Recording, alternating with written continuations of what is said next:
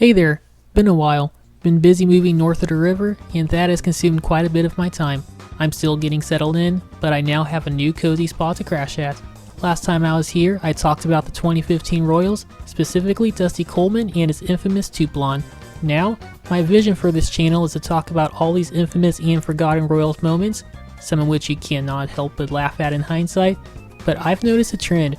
My top performing videos are the ones discussing the current team or active Royals. And about the current team, yeah, the Royals are actually good again.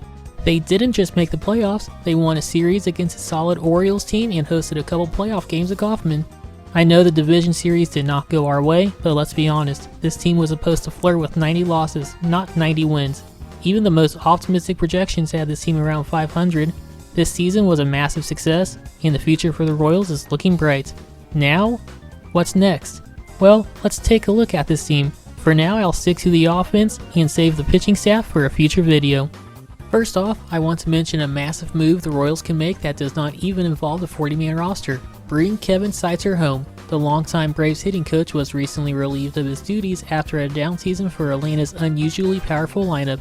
His Kansas City connections run deep. He succeeded George Brett as the team's third baseman and later served as the team's hitting coach. In fact, he still lives in Kansas City.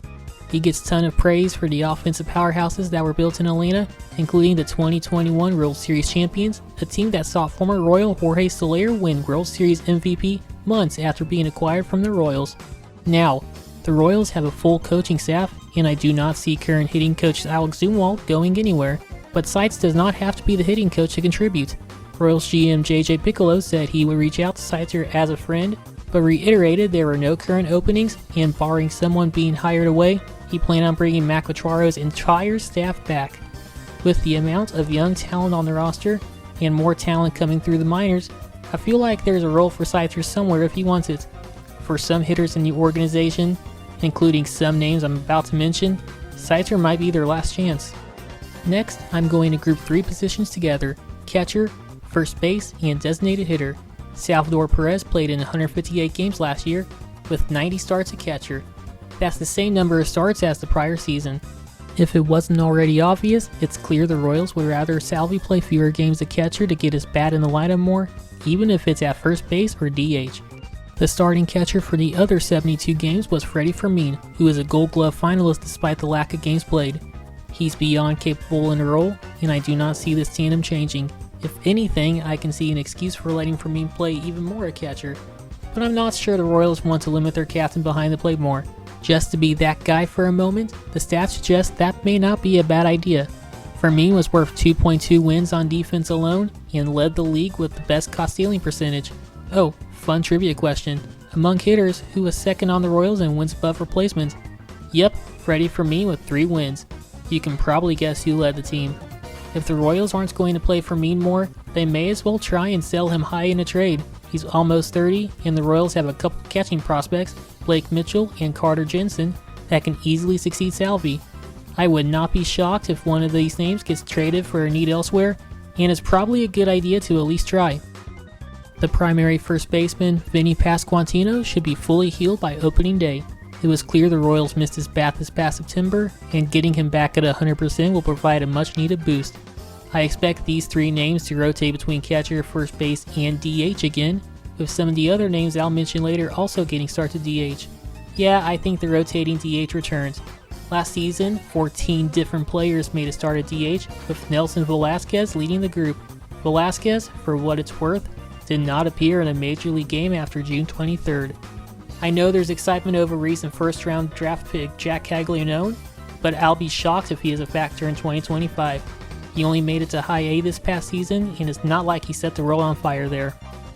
Now, onto the middle infield, which also appears to be secure. I'm not going to speak too much on Bobby Witt Jr. because his performance this past season speaks for itself. I know Vegas has Aaron Judge winning MVP, but Witt's season is a massive reason why the Royals made it as far as they did. Bobby's 9.4 WAR tied George Brett's 1980 season for the best in team history. For those that may not be aware, 1980 was Brett's lone MVP season where he hit .390. Now, Brett only played in 117 games that season, so I'm not going to say Bobby's 2024 season was better than Brett's 1980, but he still put together one of the best individual seasons in Royals history. The Royals have a cornerstone, foundational piece they can build around, and I hope his name rises to the status a certain QB across the parking lot has achieved. As for second base, Michael Massey seems to have the position locked down. I know he missed some time to injury, but he's proven to be a capable major leaguer otherwise. I will confess, I was not sold on him at the start of the season, but I now believe he's the best option at second. Maikel Garcia and Nick Lofton are fine enough if he finds himself on the IL again, but for now, I'm riding in Massey at second. I just mentioned Maikel Garcia, who spent the season as the primary third baseman and had a decent showing in the playoffs. Despite that, he struggled for much of the season, causing him to lose playing time down the stretch. This seems like an easy spot to upgrade, but the free agent options at third are thin. The top option by far is Alex Bregman. While he would be a massive upgrade, I do not see the Royals getting into a bidding war for his services, which seems likely due to the lack of solid options at the position. Yoan Moncada is an intriguing option on a one-year deal. He appears to be healthy and is set to play for Cuba in an upcoming tournament in hopes of showcasing his talents to prospective teams. He won't turn 30 until May, and his issues the past couple years have more to do with health than talent. There are reports out of Chicago suggesting he was part of the issue in their clubhouse, and that could scare the Royals off, but there is upside if Moncada simply needs to change the scenery. As for the outfield, that might be the biggest weakness for the Royals on offense. First off, I expect Kyle Isbell to remain in center field. His bat wasn't great, but he's a Gold Glove caliber defender at a position where that can be hard to find. Considering the club's tendency to prefer defensive first center fielders, I'm expecting Isbell to just remain there. Left field and right field, however, are a different story. These positions were primarily covered by Hunter Renfroe and MJ Melendez. Renfroe had a decent summer but was forgettable otherwise. He'll likely exercise his player option for $7.5 million, and from there the Royals can decide if he's worth keeping, if they can somehow unload him in a trade, or if they'd rather just cut him. MJ Melendez might deserve his own video, and at this pace, his career may be worthy of a video on this channel focusing on mediocrity. I mean, I spent time in my life creating a video on Mark Redman.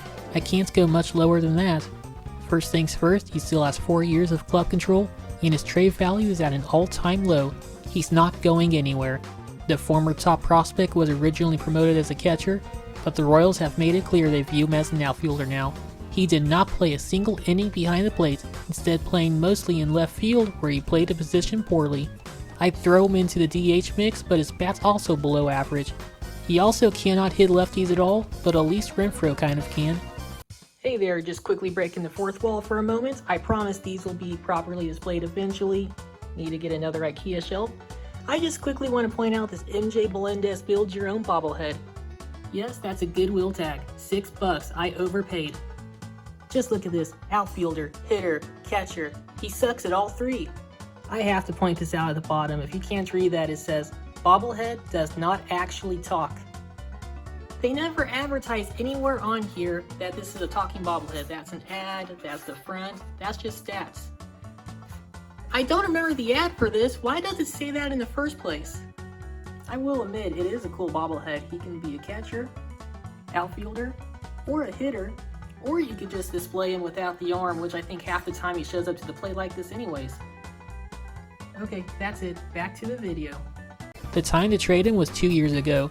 The best thing to do now is to try and fix him. I'm no hitting guru, but you know who is? Kevin Seitzer. MJ is a big reason why I mentioned Seitzer in the first place. His knowledge and presence could be valuable for the Royals' young hitters, both in the majors and in the minors, and I cannot think of a name that could benefit more. I can easily see Renfroe and Melendez platooning together in one corner of the outfield, but what about the other? Gavin Cross is getting closer to the majors, but a veteran would help in the meantime. No, Juan Soto is not coming to Kansas City, but there's enough free agent depth to help the Royals. Teoscar Hernandez, Anthony Santander, and Tyler O'Neill are among the notables that could come to town on a reasonable multi-year deal. JJ Piccolo specifically mentioned he wanted a leadoff bat. Jurickson Profar saw some time at the top of San Diego's order, and his 380 OBP would help lead off any lineup.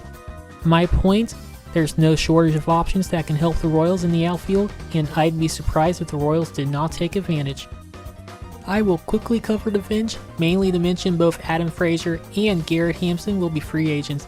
They cannot harm us anymore, barring an extension of course, but we really don't need them back. Tyrone Blanco's speed is valuable off the bench, He tied for second on the team in steals despite only appearing in 88 games. I still believe in Nick Lofton, and I feel he can take the at-bats Frazier and Hampson took at a lower cost, and hopefully better production. I imagine there will be a cheap veteran on the bench again, possibly even Frazier or Hampson, but I would hope their role is reduced. Those two players combined for 662 plate appearances, essentially a full individual season. In fact, only Bobby Witt Jr. had more plate appearances individually. I understand injuries and offensive struggles elsewhere force them into the lineup more, but at some point you just gotta give someone else a chance.